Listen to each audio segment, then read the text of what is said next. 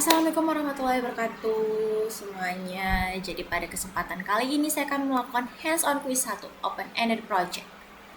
Jadi setelah saya mempelajari teori-teori mengenai summaries, ekstraktasi teks, dan teknisi dasar prompt, nah waktunya sekarang inilah saya menunjukkan pemahaman saya ke dalam sebuah simulasi kasus nyata. Dan di sini ada kebebasan untuk menentukan topik, tapi harus tetap mengikuti koridor teknis yang telah dipelajari. Jadi ada pula fokus utamanya, yakni penilaiannya bukanlah pada jawaban yang benar dari si AI, tapi untuk kualitas alur kerja workflow dan kemampuan saya dalam melakukan iterasi prompt. Lalu di sini ada pilihan topik juga. Pilihan topik di sini yang pertama ada study buddy rekan belajar, yakni kita akan menggunakan AI untuk merangkum jurnal ilmiah yang panjang, lalu mengekstraksi data penting menjadi tabel struktur, dan membuat simulasi kuis persiapan ujian. Lalu writing assistant, yakni asisten penulisan, jadi dia menggunakan fitur speech to text untuk mendikte ide, kemudian kita minta AI untuk memperbaiki tata bahasa menggunakan tulisan atau melakukan validasi fakta, fact check-in. Lalu riset and planning, yakni perencanaan dan riset, kita meminta AI untuk menyusun rencana perjalanan, itinerary, atau rencana bisnis dengan batasan yang ketat dan kompleks, serta menyajikan dalam format yang rapi. Lalu ada deliverables-nya, jadi ini yang sedang saya buat saat ini, video hands-on. Yakni saya akan menunjukkan proses interaksi saya dengan AI secara real time, memperlihatkan prompt yang diketik, respon AI, dan bagaimana saya merevisi prompt tersebut jika hasilnya kurang memuaskan. Lalu menunjukkan bagian prototype, hasil kerja, dan storyboard. Alur berpikir. Jadi di sini video diupload dan disimpan dalam YouTube playlist. Oke, link harus dapat diakses, dapat komentari, dan ada auto caption. Lalu langsung aja ini laporan nanti saya buat setelah melakukan hands-on ini. Lalu ada kriteria penilaian, kompleksitas workflow. Mahasiswa mampu menggabungkan beberapa fitur, bukan hanya satu pertanyaan sederhana. Lalu video menunjukkan ada proses perbaikan, iterasi prompt. Mahasiswa tidak langsung menerima jawaban dari AI, tetapi melakukan refining, mempertajam instruksi untuk hasil terbaik. Lalu analisis kritis dan validasi, mahasiswa mengidentifikasi kelemahan AI dalam laporannya dan menunjukkan bukti bahwa mereka melakukan pengecekan fakta human in the loop dan melampaui ekspektasi Anda.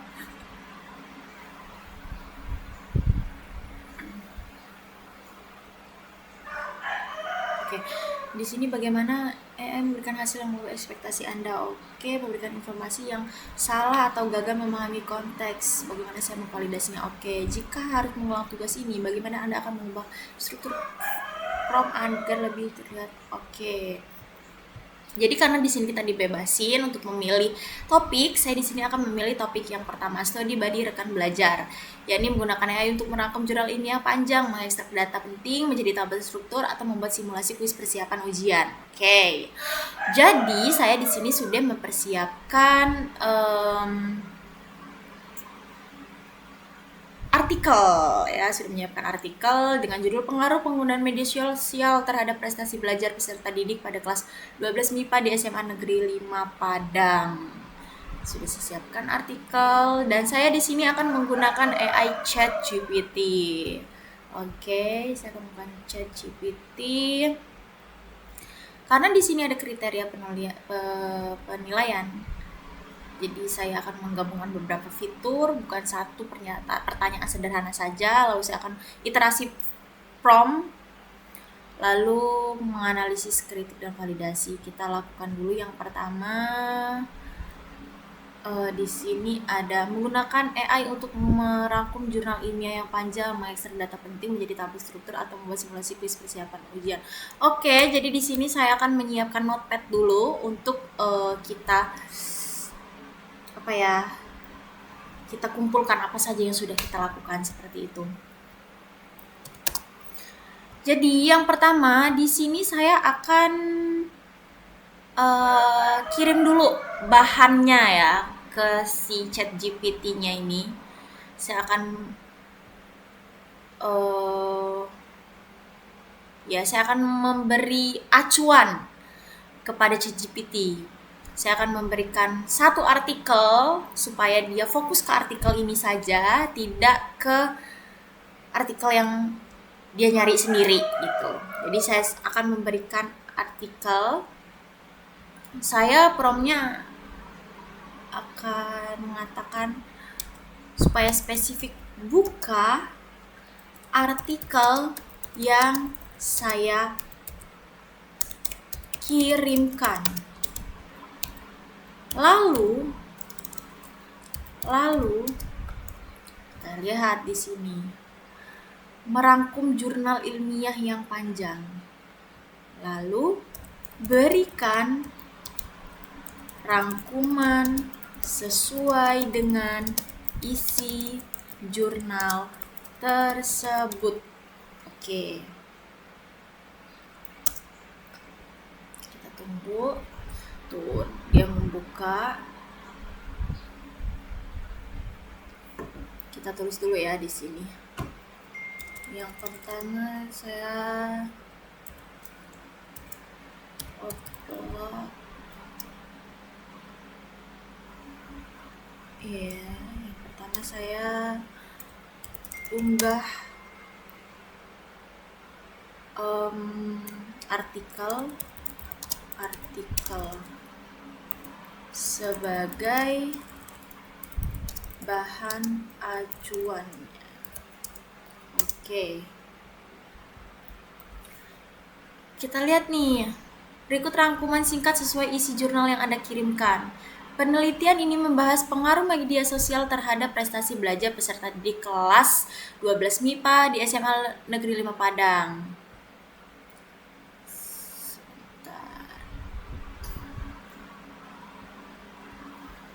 Latar belakang penelitian adalah banyaknya siswa yang menggunakan media sosial saat proses pembelajaran, sehingga diduga mempengaruhi prestasi belajar mereka. Penelitian menggunakan pendekatan deskriptif kuantitatif dengan analisis regresi linear sederhana populasi. Penelitian berjumlah 252 siswa dengan sampel 72 siswa yang dipilih menggunakan purposive sampling. Instrumen yang digunakan merupakan angket penggunaan media sosial dan dokumentasi nilai ujian mid semester.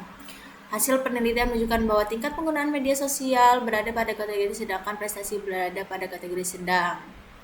Kesimpulan, meskipun rata-rata produktif kecil. Oke, jadi di sini yang pertama langsung saja saya sudah meminta untuk membuat ringkasan ya. Membuat ringkasan. Jadi yang pertama saya sudah meminta untuk membuat ringkasan umum secara global ya semua.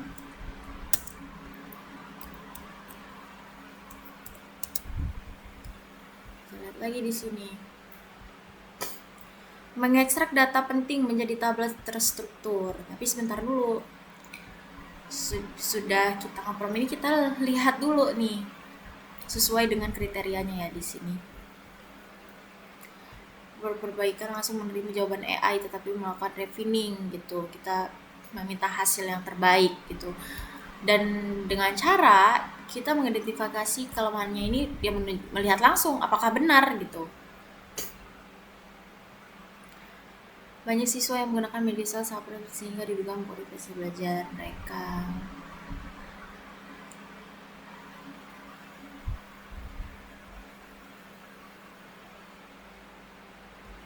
Oke, kita minta ringkasannya, buat ringkasan, jangan hanya ringkasan umum seperti ini, tetapi lihat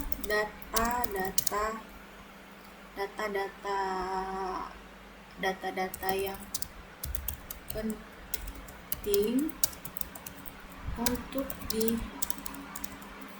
penting juga untuk masuk. Jangan seperti ini, kita cek dulu. Jadi di sini kan ada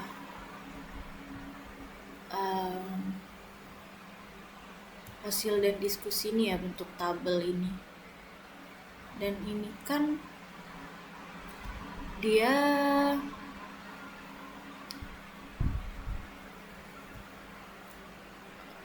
seperti ini.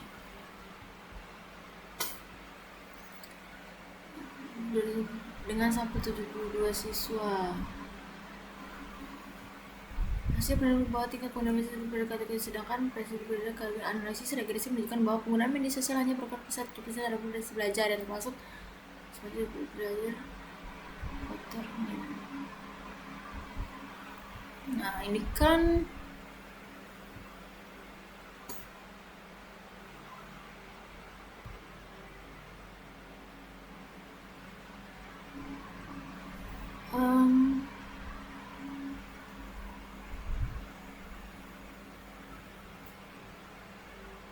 dia kan hanya ngambil ini ya,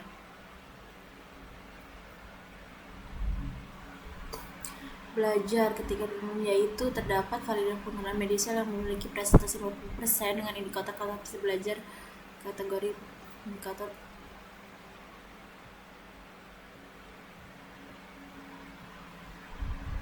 Nih kita bilang buat jangan hanya ringkasan umum seperti global umum seperti ini, tetapi berikan juga data-data yang ada untuk memperkuat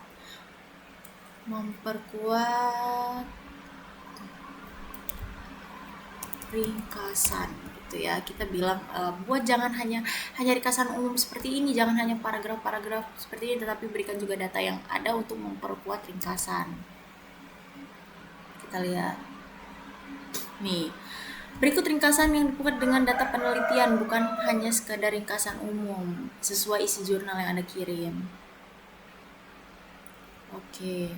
Di sini dia sudah memberikan ya. Jadi kita awalnya dia hanya membuat paragraf-paragraf, ringkasannya hanya sekedar paragraf. Lalu saya meminta untuk jangan hanya ringkasan umum paragraf saja gitu, tetapi saya juga minta data supaya memperkuat ringkasannya gitu loh. Jadi kan di sini dia bisa kita lihat dia ngasih data cuman populasi siswanya aja dengan sampel 72. Lalu dia hanya memberikan hanya berpengaruh 7%. Sementara 93%-nya dipengaruhi oleh faktor lain. Di sini dia tidak menjelaskan gitu loh. Dia tidak menjelaskan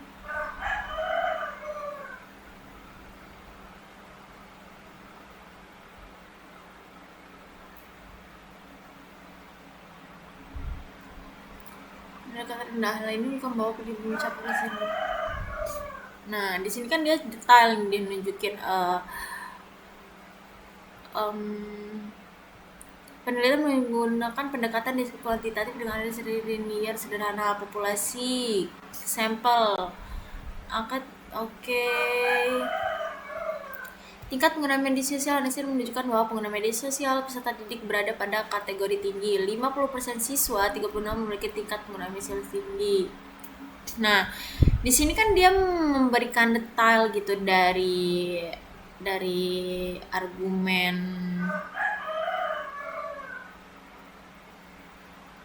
penggunaan media sosialnya ya, bukan penggunaan media sosialnya tuh dalam bentuk apa. Di sini kan dia hanya memberikan umum penggunaan media sosial gitu. Tetapi ketika saya meminta jangan hanya ringkasan umum, tetapi berikan data juga yang ada untuk memperkuat ringkasan. Nah, di sini dia memberikan aktivitasnya gitu. Jadi yang dilakukan dengan media sosial tuh apa gitu loh, bukan hanya umum menggunakan aktivitas menggunakan media sosialnya. Di sini komunikasi, hiburan, pencarian informasi, dan penggunaan saat waktu belajar. Oke, dari sini kelihatan ya. Jadi dia yang tadinya umum gitu, penggunaan media sosial gitu.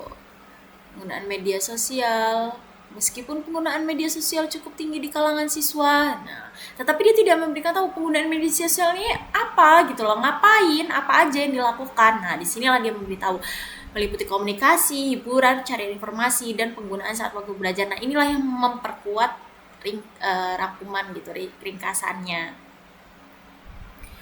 Pada indikator dampak negatif ditemukan bahwa 81 siswa berada pada kategori sedang.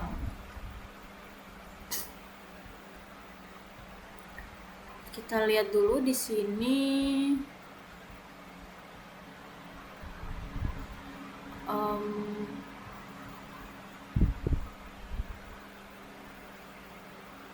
Oke, kita lihat di sini.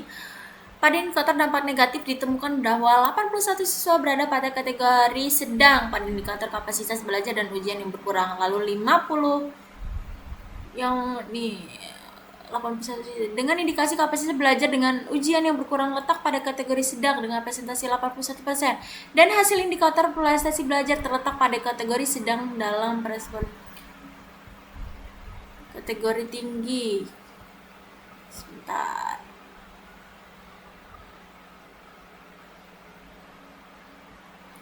Berada pada kategori tinggi pada indikator siswa menjadi apa acuh atau acuh terhadap belajar 56,9. Penggunaan media sosial milik dengan indikator belajar lebih terletak pada kategori sedang presentasi 81%, dan hasil indikator prestasi belajar terletak pada kategori sedang dengan 40% dan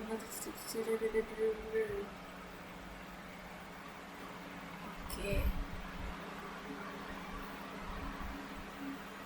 Dari mana dia?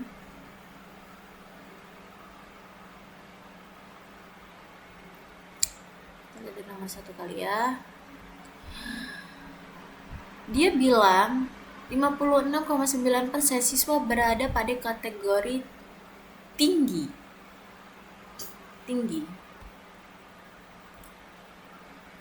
Menurut penggunaan media sosial nih, sedangkan di sini penggunaan media sosial peserta didik menunjukkan bahwa penggunaan media sosial peserta didik terdapat 36 orang peserta didik, 50% memiliki pengaruh media sosial yang tinggi. Jadi penggunaan media sosial peserta didik negeri Padang berada pada kategori tinggi dengan presentasi 50%. Artinya sebagian besar peserta didik memiliki penggunaan media sosial yang tinggi.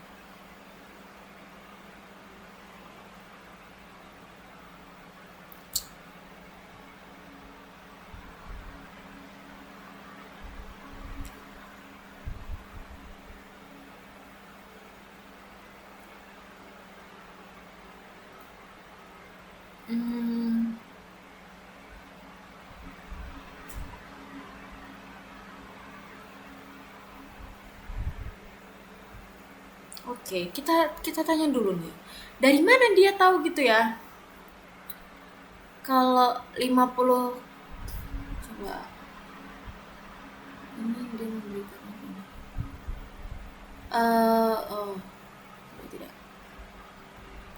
Coba kita open aja. Sama aja. Kirain ngasih spesifiknya lagi. Nih kita tanya. Dari mana dapat dikatakan 56,9%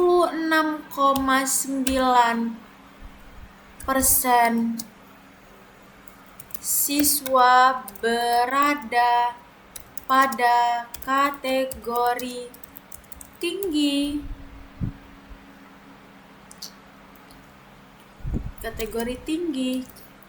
Apakah ada dalam artikel dikatakan seperti itu? Pada bagian mana?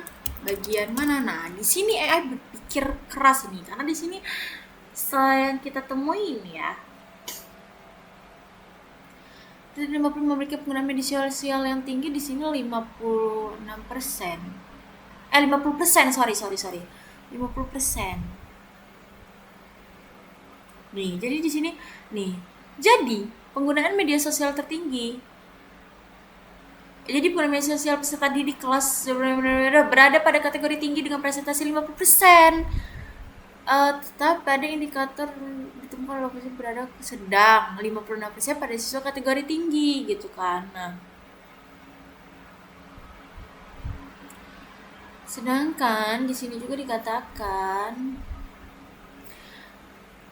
berdasarkan nomor dilihat ada pengaruh terhadap ini yaitu pada variabel pengenalan media sosial 50% dengan indikator kapasitas belajar dan ujian yang berkurang terletak pada kategori sedang dengan presentasi 81% dan hasil indikator prestasi belajar tetap pada kategori dengan presentasi 40,28% dan pengaruh media sosial terhadap prestasi belajar di sini adalah sebesar 7%. Di sini dia tidak mengatakan tingginya berapa, kita tanya dulu nih ya di sini supaya dia berpikir.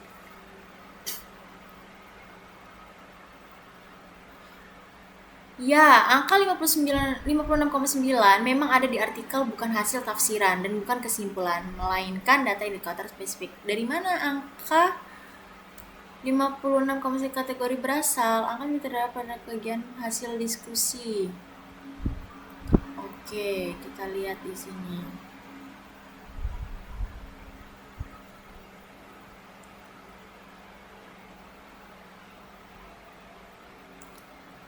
Nol koma nol rendah 0,0 sedang 37 tinggi 56 sangat tinggi 5,6. Wah, tidak akurat sepertinya data yang dia berikan ini. Wah, ini dia nih, kita tunjukin lagi nih. Dari hasil dan diskusi tabel rekapitulasi hasil penelitian, lebih tepatnya pada variabel penggunaan media sosial.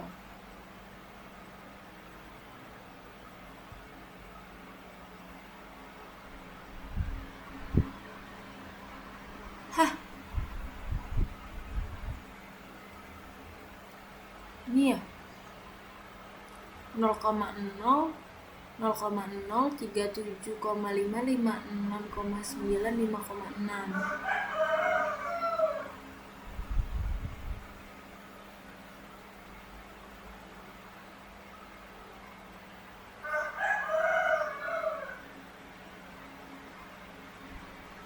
Nah, ini dia. Di sini kan berapa tinggi penggunaan media sosial. Nah, sedangkan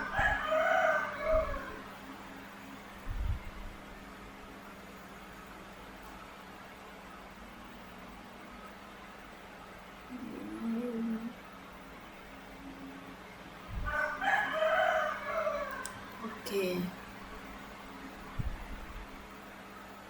Benar ya, berarti tinggi 56,9.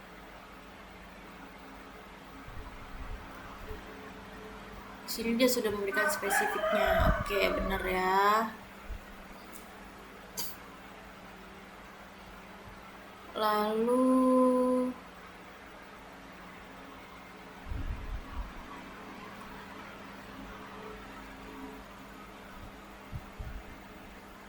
kita lanjut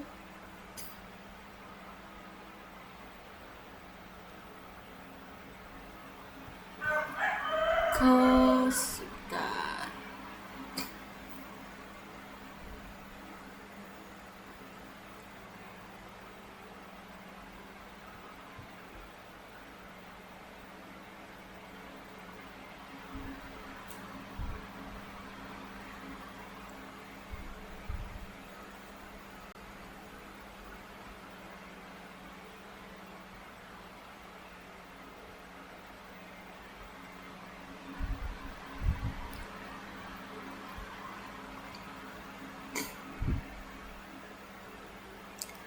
prestasi belajar peserta didik.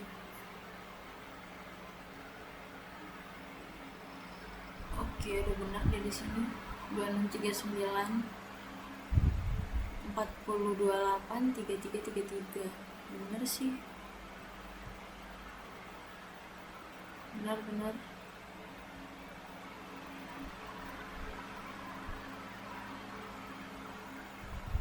Oke,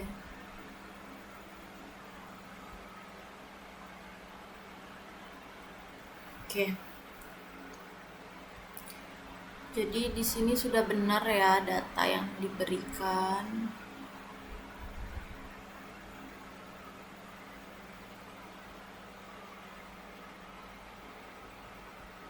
Selanjutnya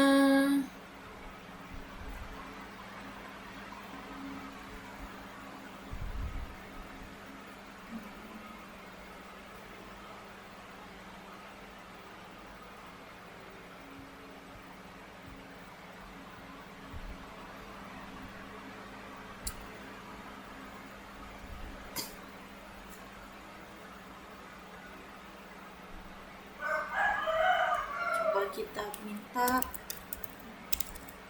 buatkan ringkasan spesifik ke bagian metode.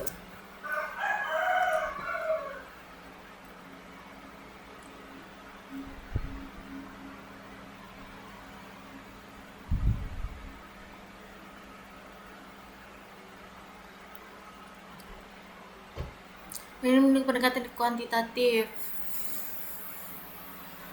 Pendekatan ini diperlukan untuk mengetahui hubungan dan bisa pengaruhi media sosial. Variabel X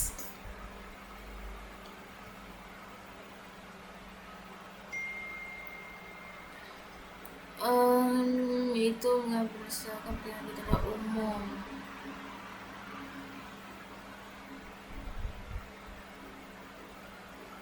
Sebelum digunakan, angka terlebih dahulu dicoba berdasarkan analisis persentase.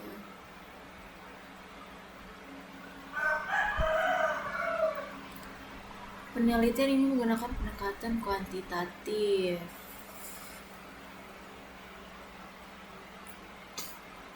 Tanggal 1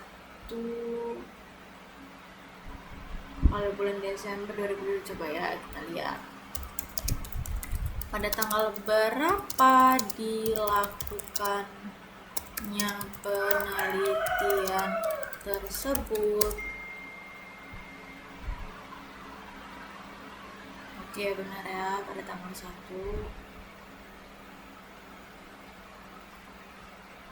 Oke. Lalu 252.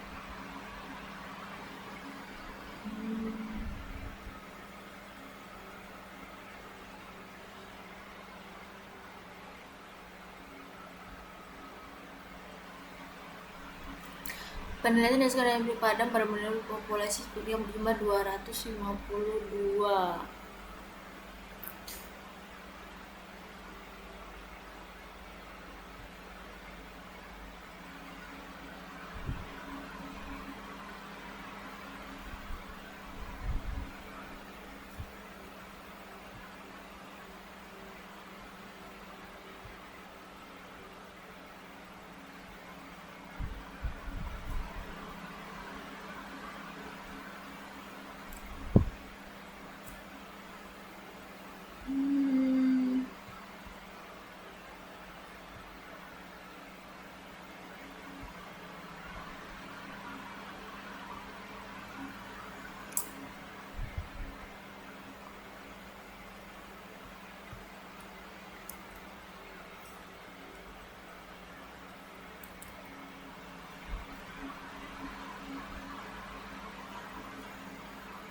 Oke.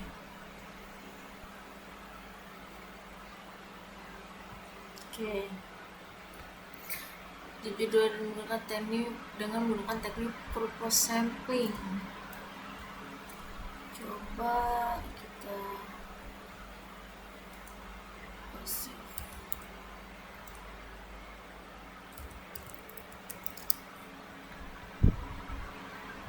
oke. Ini pertimbangan tertentu. Oke. Instrumen pengumpulan data yang terdiri dari angket, kuesioner.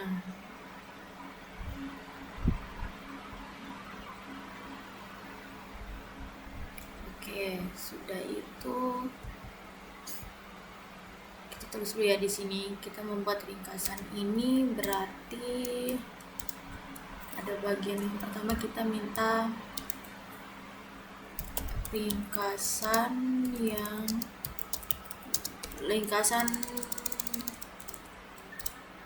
disertai data ya. Lalu kedua kita minta ringkasan metode. Tuh. Setelah ringkasan metode, hasil dan diskusi. Lanjut, sekarang buatkan ringkasan hasil dan diskusi.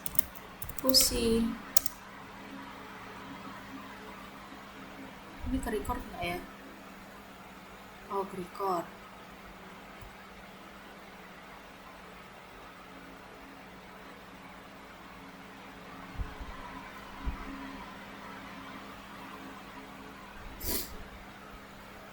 Ada yang disable.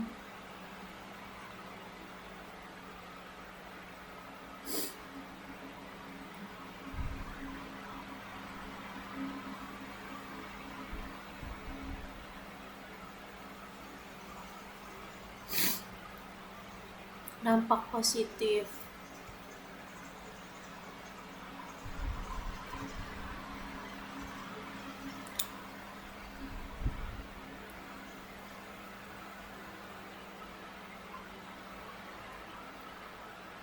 Tinggi dengan presentasi 50. Jika berdasarkan apa tadi? Pada bagian bahwa ditemukan penelitian media terhadap presentasi kelas lebih pada terdapat 2 variabel dengan 8 indikator. Pembahasan kurang media sosial peserta menunjukkan bahwa media sosial terdapat 36% 50% media sosial yang tinggi. Benar ya? Memiliki media sosial tinggi. Jadi berdasarkan pengaruh media sosial terdapat, lihat penggunaan media sosial baik bukan hanya membuka media hasil penelitian besar gambar mana hasil penelitian bahwa presentasi perlu pada kategori belajar yang sedang. Jadi presentasi pada kategori sedang. Presentasi artinya sebagian peserta didik memiliki belajar pada kategori sedang. Indikator siswa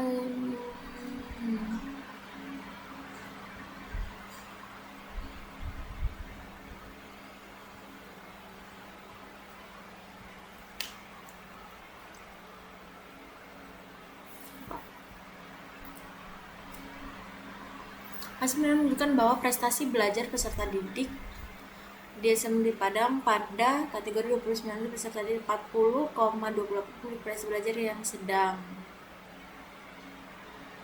Jadi prestasi belajar peserta didik berada kategori sedang dengan prestasi 40,28 artinya sebagai prestasi belajar berada kategori sedang. Muter-muter aja nih isi artikelnya juga. Bahwa pengaruh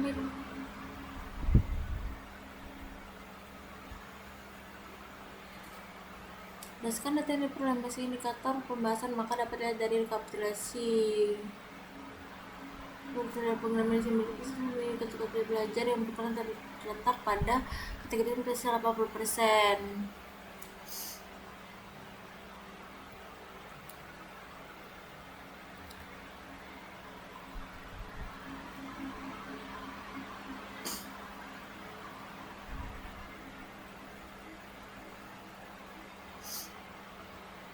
Efek positif.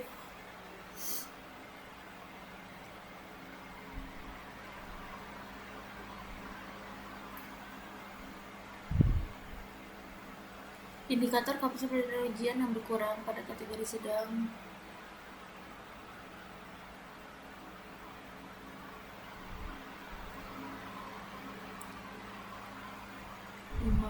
%. Belajar dari berbagai sumber dengan kategori 47% dan sangat tinggi 10%.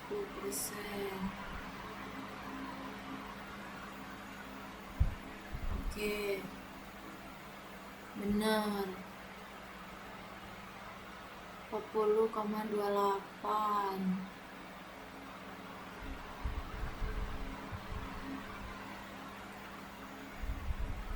Oke, udah bener sih ini.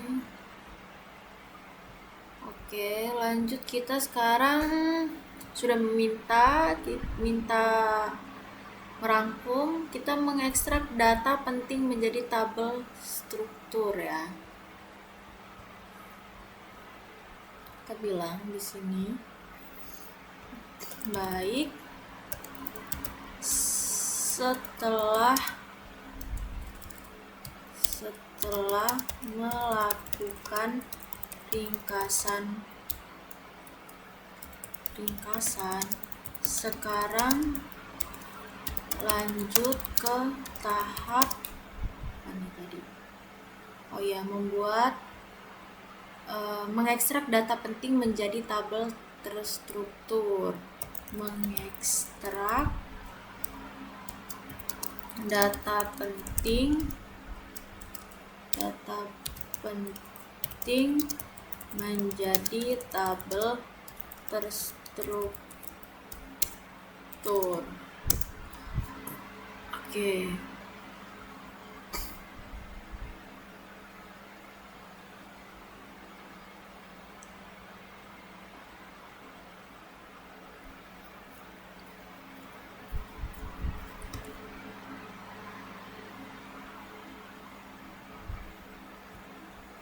Oke.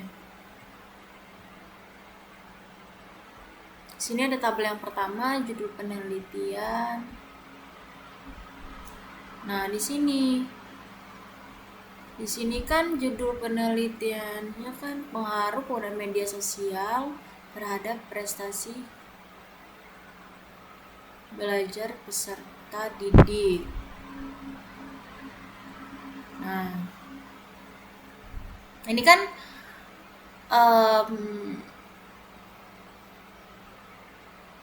gini. Ini kan identitas dari si artikel ya. Dan ini judul penelitiannya seharusnya kan pengaruh penggunaan media sosial terhadap prestasi belajar peserta didik pada kelas 12 MIPA di SMA Negeri 5 Padang. Walaupun di sini dia sudah menekankan, sudah memberikan lokasi penelitiannya, jadi sudah pasti dia ada di SMA Negeri 5 Padang. Lalu di sini dia sudah memberikan kelasnya, di sini ada kelas, tetapi kelasnya ini dia masukin di populasi. Di sini 252 siswa kelas MIPA. Walaupun di sini dia sudah ada kelas 12 MIPA, tetapi kan seharusnya judul penelitiannya ini lengkap gitu identitasnya. Di sini harusnya kan dia pengaruh penggunaan media sosial terhadap prestasi belajar peserta didik pada kelas 12 MIPA di SMA Negeri 5 Padang. Tetapi dia di sini aja pengaruh penggunaan media sosial terhadap prestasi belajar peserta didik.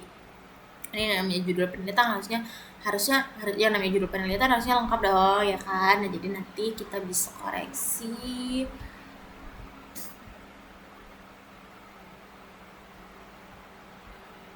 Oke, di sini kita balas aja ya. Kita balasnya kayak gini. Kenapa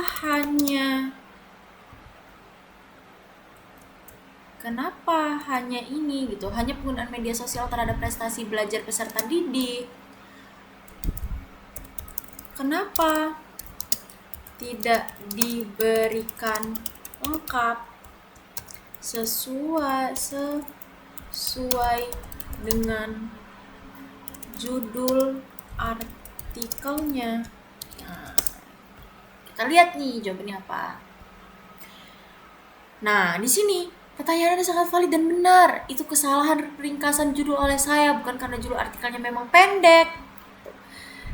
Judul lengkap resmi pada artikel pengaruh penggunaan media sosial terhadap prestasi belajar peserta didik kelas 12 MIPA DS pada tabel sebelumnya saya hanya menuliskan judul inti, judul umum, menghilangkan konteks subjek kemudian ya. Ini tidak boleh dilakukan jika konteksnya laporan akademik, PKM, ringkasan jurnal, analisis metode atau penelitian, karena subjek dan lokasi adalah bagian penting dari judul ilmiah. Nah, ini dia. Oke. Jadi di sini dia sudah bilang nih, itu kesalahan dia gitu kan. Nah, kita lanjut ya di sini, berarti saya mana tadi?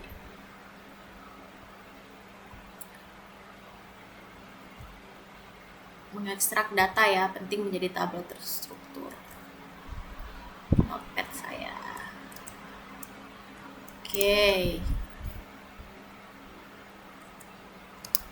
Jadi tabel terstruktur. Nah, di bawahnya ini saya tadi ngeprom lagi nih. Ngeprom lagi, dia memberikan kesalahan ya, kesalahan dari judul.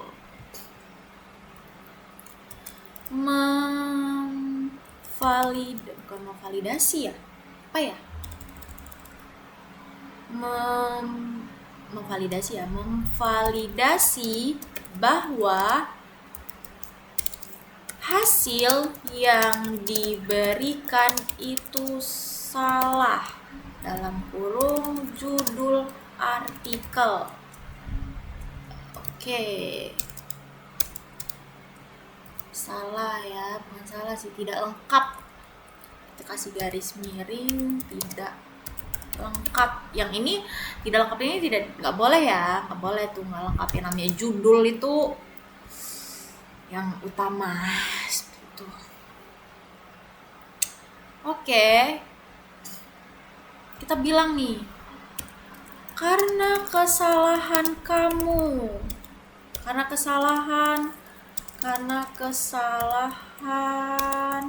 yang kesalahan data yang diberikan sebelumnya, maka sekarang buatkan tabel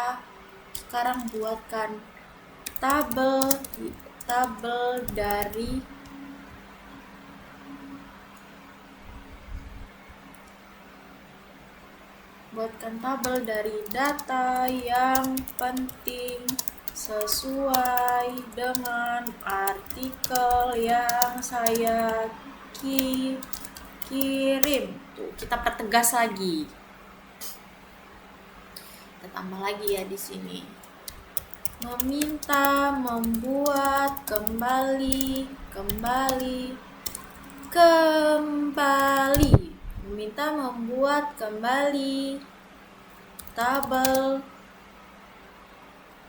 tabel terstruktur. Oke. Nah, di sini nih. Kita lihat nih.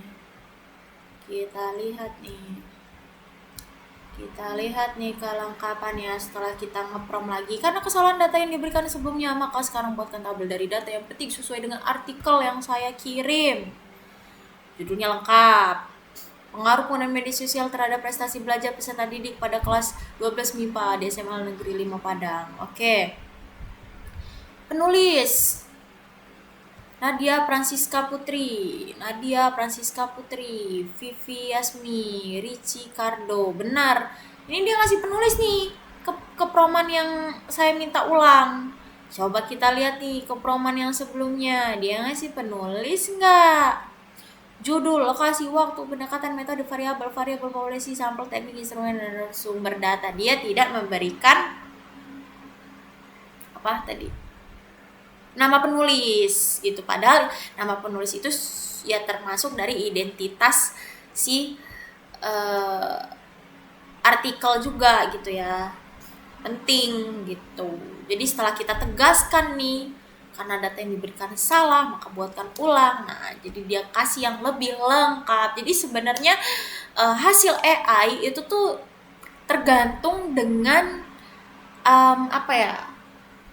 Tergantung dengan apa yang kita minta, apa yang kita prompt, tetapi prompt itu juga jika kita tidak tidak memberikan yang spesifik, bukan spesifik ya, yang lebih jelas gitu, yang lebih terarah, ya mereka ngasihnya ngasal-ngasal juga gitu. Jadi kalau kita ngepromnya itu benar, ya bisa aja mereka ngasih yang benar. Tapi kalau kita nggak ngasih yang benar promnya, ya apalagi hasilnya gitu.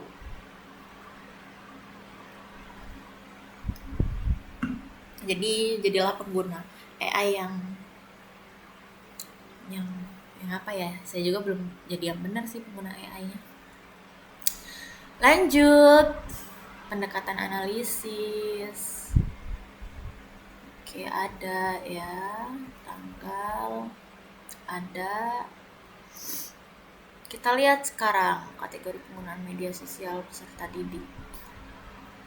Udah berapa menit ini? 45 menit. Oke, lanjut ya.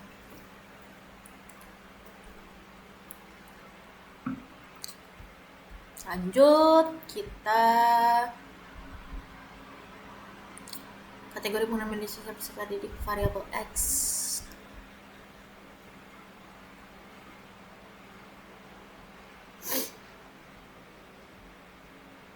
Kategori penggunaan media sosial peserta didik.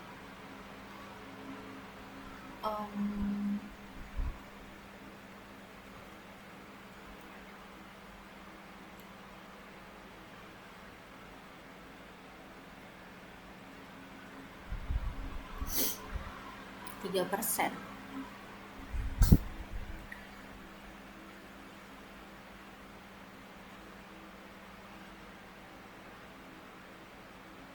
Coba kita tanya, dari mana dihasilkan? Dari mana dihasilkannya pengguna media sosial peserta didik variabel X? Right? Dari mana dihasilkannya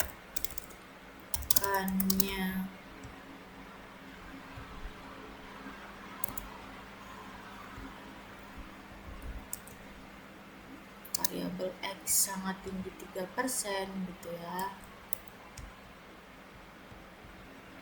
Katanya ini aja.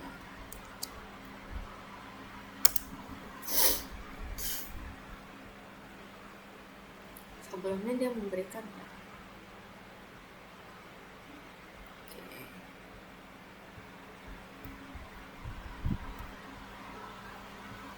Oke, kita lihat. Sedang 47, tinggi sangat tinggi, tidak sangat rendah 0.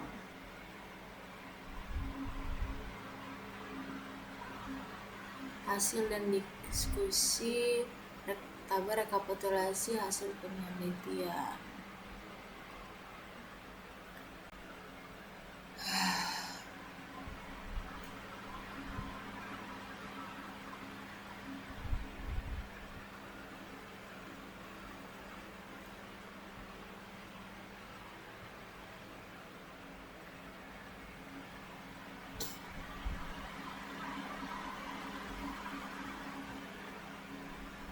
Oh ini. Sedang 47, tinggi sangat tinggi. Oke. Benar. Oke. Benar ya. Selanjutnya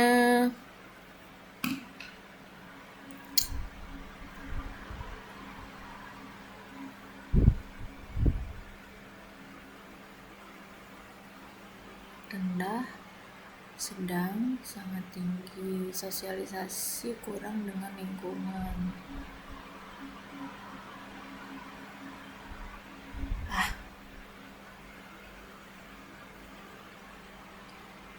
Nih, sosialisasi kurang dengan lingkungan, sosialisasi yang kurang dengan iklim umum.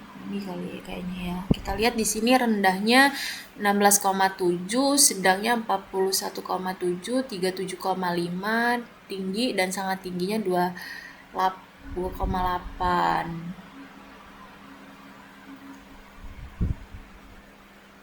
Nah, di sini perlu kita pertanyakan nih.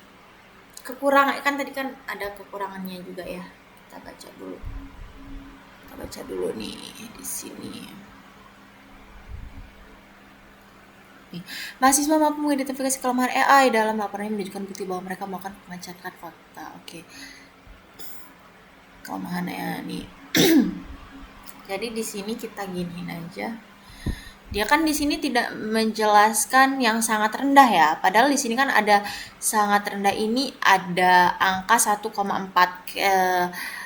Ini penting gitu loh. Karena walaupun dia angkanya hanya kecil 1,4, tetapi ini angka masuk dalam perhitungan. Beda dengan kapasitas belajar dan ujian yang berkurang. Di sini dia sangat rendahnya memang tidak ada begitu, memang 0. Jadi tidak ditulis sangat rendahnya dimaklumi karena dia memang 0 ya, tidak ada nilai gitu. Tetapi sosialisasi kurang dengan lingkungan, di sini dia ada angka 1,4 sangat rendahnya. Nah, ini seharusnya dimasukkan ya.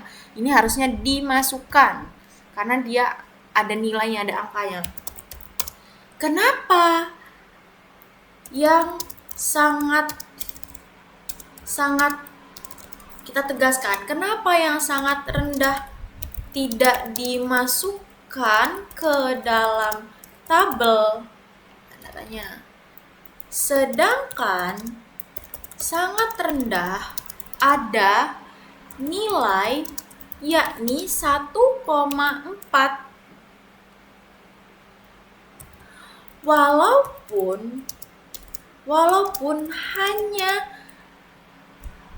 Walaupun kecil, tetapi tetap masuk dalam perhitungan.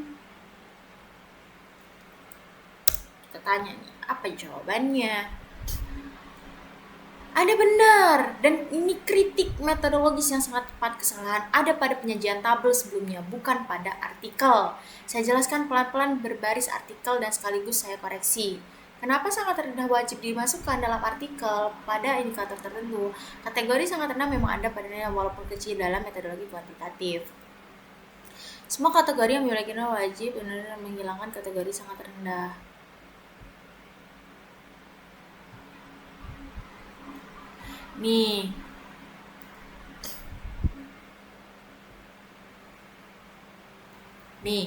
Nih, di sini dia bilang kesalahan terjadi karena saya menggunakan format tabel yang disederhanakan. Pada artikel menggunakan 5 kategori penuh, sangat rendah, tinggi, sedang, tinggi, dan sangat tinggi. Untuk analisis akademik, penyederhanaan ini tidak boleh dilakukan.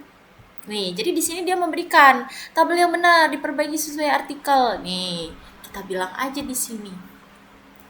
Saya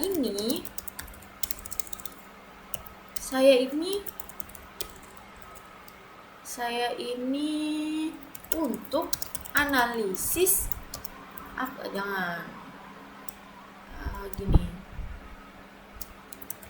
untuk analisis akademik ataupun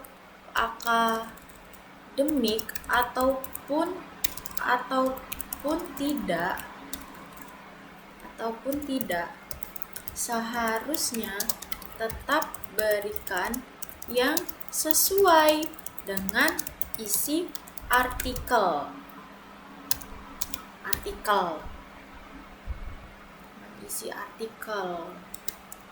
Oke. Aduh, kita tidak melanjutkan ini ya.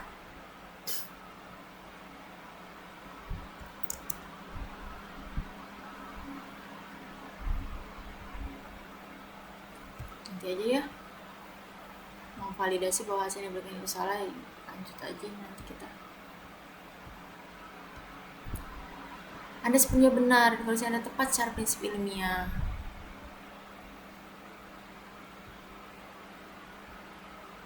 Oke. Sekarang berikan, sekarang Sekarang berikan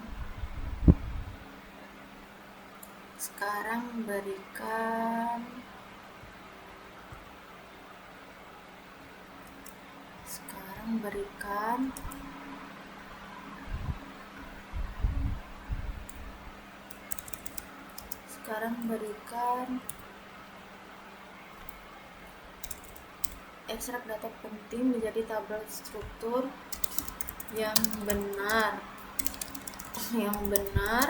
sesuai artikel, jangan yang salah lagi dan tidak sesuai artikel seperti yang sebelumnya. Nah, sini kita kasih koma. Oke.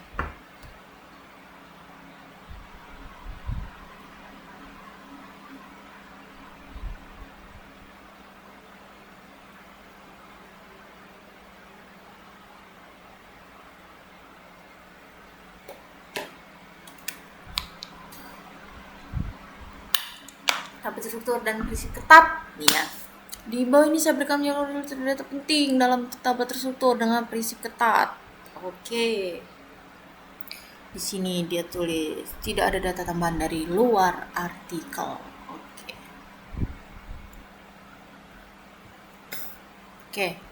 Sudah dia berikan data lengkapnya. Oke, 56 menit. Sudahannya ternyata sudah 56 menit ternyata. Kita lanjut membuat simulasi kuis persiapan ujian. Oke.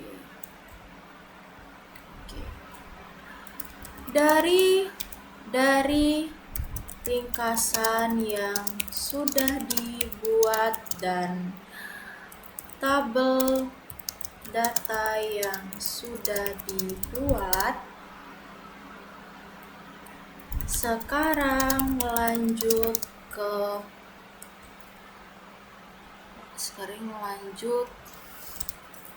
buatkan simulasi kuis persiapan ujian. Oke. Sini kita lanjut ya, 3.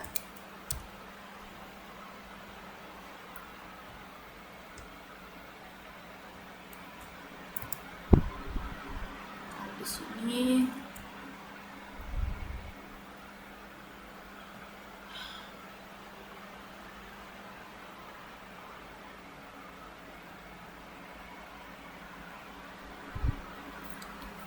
kita pertama buat ingkrak ringkasan udah.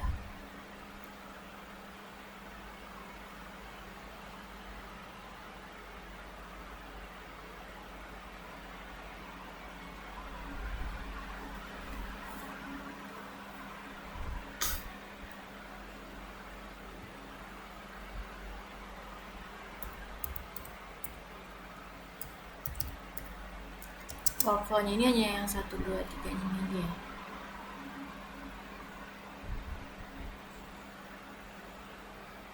Jadi tabel struktur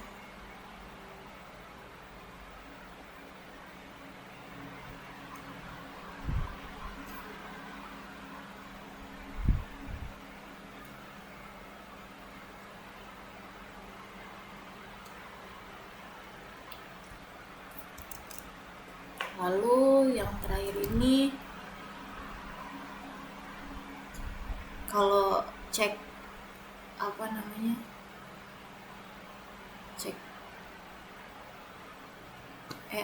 kalau cek manual itu sebenarnya setiap ini kita lakukan ya, karena kita meminta dari nomor 1 ini kan kita minta yang paling benar gitu, buat ringkasan yang paling benar. Terus nomor 2 juga kita minta tabel yang paling benar gitu, dan semoga aja yang ini benar gitu. Coba ini bisa buka aja. Oke.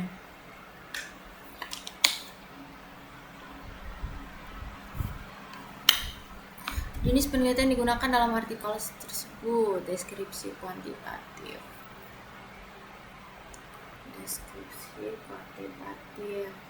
Deskriptif kuantitatif. kuantitatif. Ilustrasi benar. 5 sampel benar.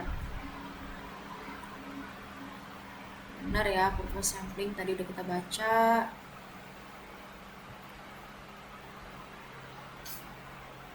Berdasarkan rekapitulasi kategori pengguna media sosial yang paling dominan adalah jawabannya D, tinggi. Tapi di sini dia D-nya 50%.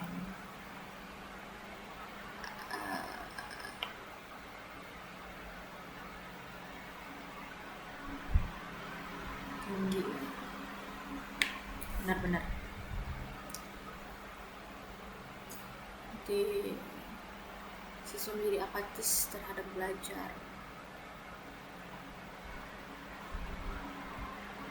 Siswa menjadi apatis terhadap belajar. 56,9. Ya, benar. Saya belajar secara umum pada kategori 40,28.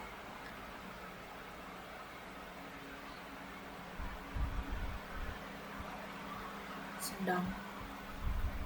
Oke, besar pengaruh penggunaan media sosial terhadap prestasi belajar.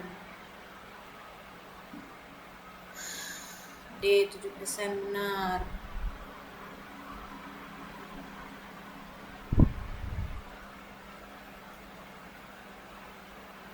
Oh, ini esai ya?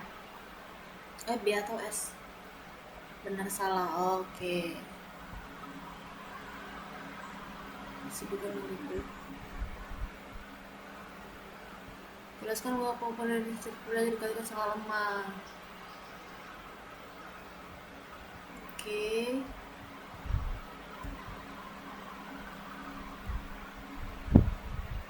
Ini kompleksitas bahwa mahasiswa mampu menggabungkan beberapa fitur, bukan hanya satu pertanyaan sederhana. Sudah ya, saya tadi sudah menggabungkan beberapa fitur. Contohnya di sini saya workflow-nya yang pertama di sini saya ada yang pertama banget kan saya membuka artikel gitu ya sebagai bahan acuan si AI supaya dia tidak kesana kemari gitu mencari jawaban-jawaban yang di luar pembahasan gitu, di luar artikel yang sudah saya kirim. Jadi kalau misalkan kita sudah kirim nih acuan kita ini, kita pakainya ini aja gitu. Jadi si AI-nya juga fokus hanya ke situ, tidak mencari di luar. Tapi kalaupun dia mencari di luar, itu bisa kita validasi lagi gitu. Bisa kita bilang kalau dia ini salah gitu. Jadi sebenarnya tidak bisa sepenuhnya kita tuh percaya dengan AI gitu. Kita tidak bisa semudah itu gitu, semudah itu untuk apa ya, oh ya udah ini jawaban AI, oke ini jawaban saya, kayak gitu. Jangan seperti itu. Kita harus tetap mengulik lagi, memvalidasi, karena kan si AI ini juga kan ya sudah kita praktikan gitu loh. Dia tidak sepintar itu gitu, tidak oke itu gitu. Jadi saya yang pertama sudah mengunggah artikel sebagai bahan acuan supaya tidak sana sini. Lalu saya workflow yang selanjutnya itu membuat ringkasan sesuai dengan perintah, membuat ringkasan. Tetapi saya tidak hanya memakai satu fitur gitu, tidak hanya mengirimkan satu, hanya bilang ini kirim ringkasannya gitu, enggak. Tetapi ketika dia sudah mengirim ringkasan, saya tetap memberikan validasi lagi bahwa itu salah gitu. Jadi saya rasa di sini sudah masuk, yakni bukan hanya satu pertanyaan sederhana gitu. Di sini contohnya panjang ya. Di sini saya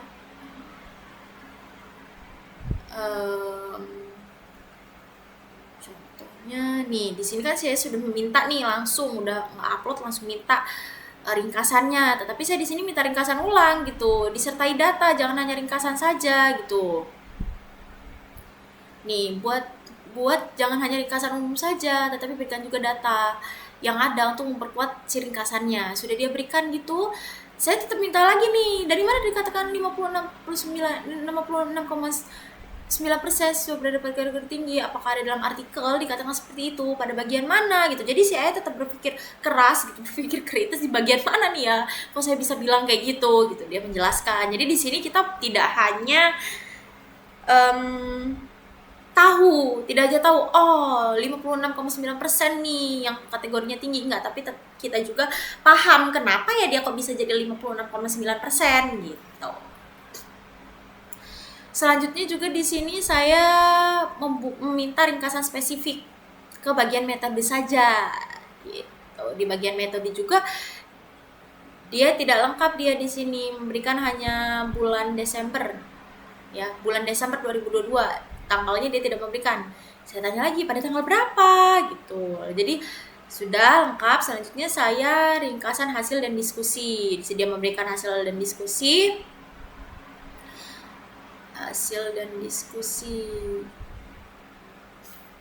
Lanjut ke hasil diskusi itu kan ke sini ya, udah bukan ringkasan lagi nih.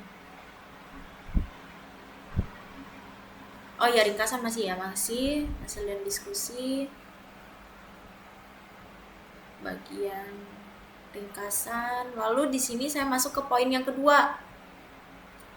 Poin kedua, mengekstrak data penting menjadi tabel terstruktur nih. Di sini saya minta tabel struktur ya, udahan. Jadi workflow saya juga di sini saya sudah meminta mengekstrak data penting menjadi tabel yang struktur. Nah, di sini saya tidak hanya langsung percaya dengan jawaban si AI gitu. Kenapa hanya pengaruh media sosial terhadap prestasi belajar peserta didik? Kenapa tidak diberikan lengkap sesuai judul artikelnya? Nah, di sini dia menyatakan kesalahan dia. Oke, lanjut. Jadi di sini workflow saya juga tidak langsung percaya nomor satu prompt gitu ya, mengekstrak data penting menjadi tabel struktur, tapi saya tetap bertanya lagi atas kesalahan dia. Lalu setelah dia memberikan yang benar, saya minta lagi karena kesalahan data yang diberikan sebelumnya, maka sekarang buatkan tabel dari data yang penting sesuai dengan artikel yang saya kirimkan. Ya, dia udah ngirim lagi nih. Terus saya ada yang nggak paham, dari mana hasilnya penggunaan media sosial peserta didik variabel X sangat tinggi 3% gitu, sedangkan di artikel tidak dijelaskan. Oh, ternyata dari sini, karena yang sedangnya 47, tingginya 50, jadi yang sangat tingginya 3% gitu. Lalu di sini dia memberikan, saya tetap koreksi lagi yang pertama ya. Yang pertama saya minta, yang kedua saya minta tabelnya. Saya bertanya lagi, kenapa yang sangat rendah tidak dimasukkan ke dalam tabel, sedangkan sangat rendah ada, yakni 1,4, walaupun nilainya kecil tetapi tetap dimasukkan dalam perhitungan. Nah, di sini dia mengakui lagi nih kesalahannya gitu. Sudah mengakui kesalahannya lagi, kita kasih tahu ke dia supaya di kemudian hari dia tidak seperti itu lagi gitu. Untuk analisis akademik ataupun tidak, seharusnya tetap berikan yang sesuai dengan isi artikel gitu. Jadi ketika kalau kita minta prompt lagi, kita minta ini lagi, pertanyaan lagi, dia memberikan apa yang benar gitu, karena kita sudah memberikan peringatan ke dia gitu. Sekarang sudah dia berikan yang benar, lanjut. Sekarang berikan ekstrak data penting menjadi tabel terstruktur yang benar sesuai artikel, jangan salah lagi dan tidak sesuai artikel. Jangan salah lagi dan tidak sesuai artikel seperti yang sebelumnya. Nah, di sini udah nih dikasih yang benar. Nah, udah dia kasih yang benar, saya lanjut ke tahap membuat simulasi kuis persiapan ujian. Nah, di sini kita pertegas dari ringkasan yang sudah dibuat dan tabel yang sudah dibuat sebelumnya, sekarang lanjut buatkan simulasi kuis persiapan ujian. Jadi dia membuat soal persiapan ujian itu udah hasil dari ringkasan yang sudah kita buat, baik itu tabel maupun ringkasan non tabel, ringkasan tabel data ya ataupun yang bukan tabel itu. Di sini lengkap sudah overall. Oke. Sudah simulasi kuis persiapan ujian. Oke. Lalu yang terakhir di sini juga kan yang terakhir itu ada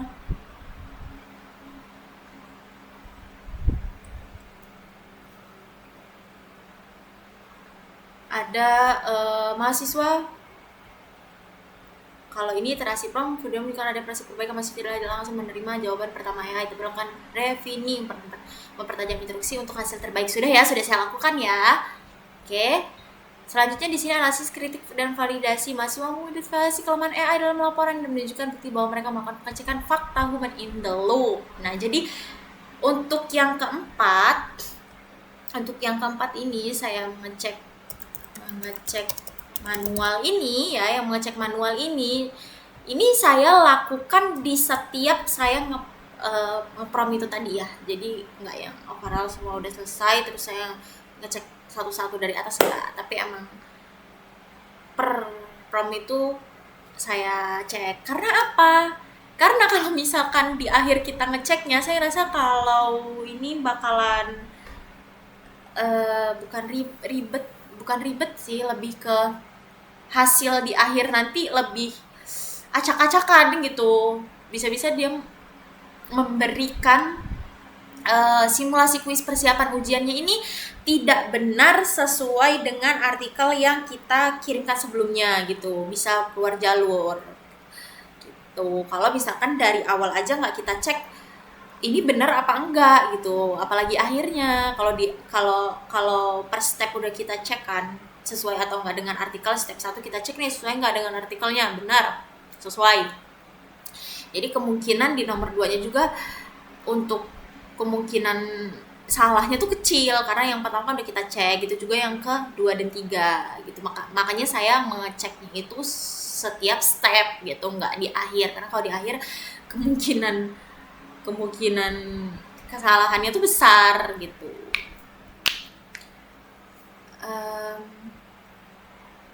Sudah 1 jam 11 menit dan saya merasa sudah ada semua ini ya, sudah saya jelaskan. Mungkin pada kuis ini cukup sekian dari saya.